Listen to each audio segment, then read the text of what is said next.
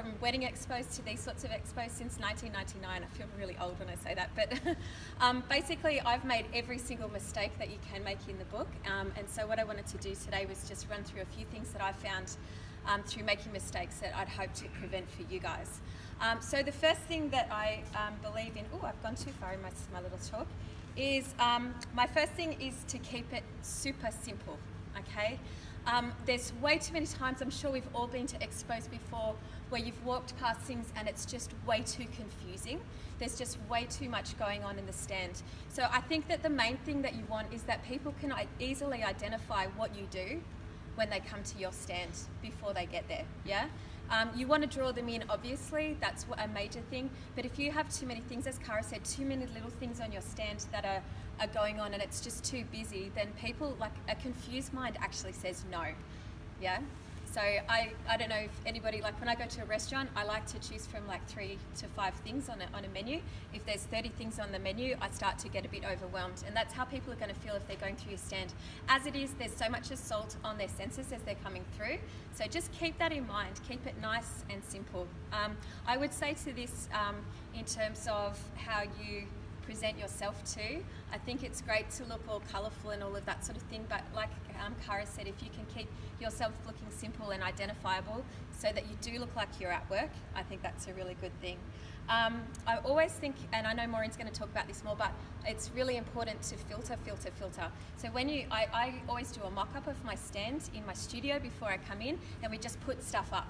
And it just helps us to we draw out the space and we just put it together, because oftentimes you underestimate the size that you've got and you try to fill it too much, or sometimes you can underestimate how much you've got and you don't have enough stuff, and you get there and you go, crap, I need a lamp or a plant or something in that corner. So if you can draw it out before you get here, that's fantastic. So my second major thing that I would say to people is, for you guys, is to keep yourself open and available, okay? So this is all about what Cara was saying, is I often see a lot of people sort of in their phones and talking to other people, talking to their own staff, like talking to each other. If you're not out there and looking and giving people eye contact, then they're going to feel like they're not important to you. So I think it's really important that you make sure, and it's only for 7 hours, 6 hours, 8 hours, that you just have to make sure that you're fully present and that you're open. This comes again down to the stand. I think that having anything between you and the people that you want to talk to is actually really, really detrimental to your stand. I've done it before where I've had lots of tables with beautiful albums and things like that, but if you can't get out and talk to them, there's just always this divide with this us and them, so you've got to become like their friend, yeah? So the next thing I think is really important is to engage and connect with everybody.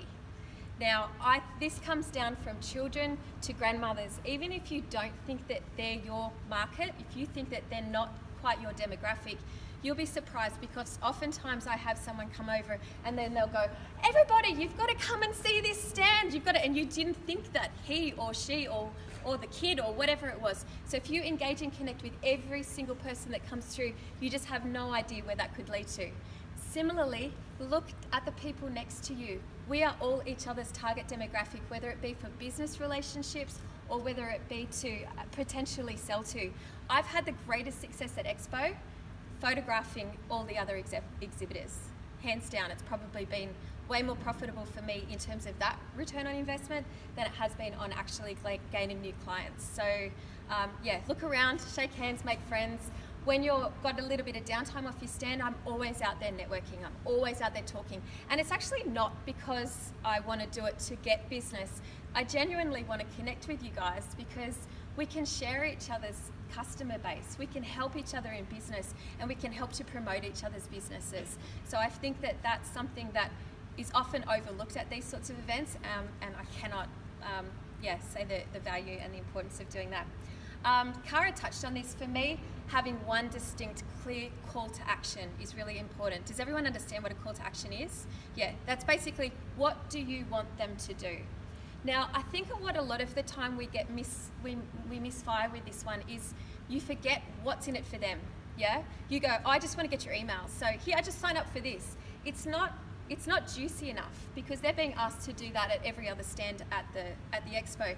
So what you need to do is you need to find a way of rewarding a client for an exchange, yeah? Whether it be a sale obviously that's, you guys have products if you want to sell off the stand.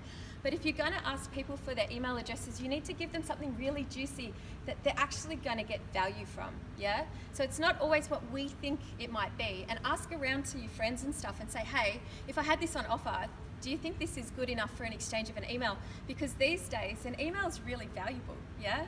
We don't know, I'm holding on to mine. I don't give it away for nothing, like just for nobody. So you've got to give me something good for it. I think if you've got a small ticket item, you can definitely have, you can look at having things to sell on the stand. But again, I would look at keeping your product lines fairly streamlined and fairly simple. Because I've been to these things before where there's been 70 different things and I want to buy one and then they can't find the price. And I think we've got a discount going for the expo, but I'm not quite sure. So keeping those call to actions very simple and streamlined, maybe 3 to 5 products that you know that you can educate the people on your team so they know exactly what they're talking about. Just keeping that super, super simple. I think something that often gets overlooked at these things is the surprise and delight factor. So I think if you can find a way to surprise people, and this can often come just off the cuff. Last year I had 2 beautiful women come up to me. I had no idea what their story was, but they got so excited. It turned out that both of them had been on a really long cancer journey, and they'd met each other through this. And I just came into me and I just went, I need to give you a free shoot with me. You 2 girls need to come and have a photo shoot with me. And they've both become quite good friends of mine, and they've sent me heaps of clients as a result of it. So it's being okay with sort of, working off the cuff a little bit, but also trying to always surprise people. And I think that also comes with the follow-up. So when you're thinking about how to follow people up, they're probably going to have 50 or 60 other people emailing them that week. Maybe leave it a week, maybe come up with some good offers, yes, but if you can find a way to go that little bit step extra and giving them just that little bit more, I think you're going to find that you'll find clients and friends for life from something like this. That's pretty much it. I'm good. How did I go? 7.5.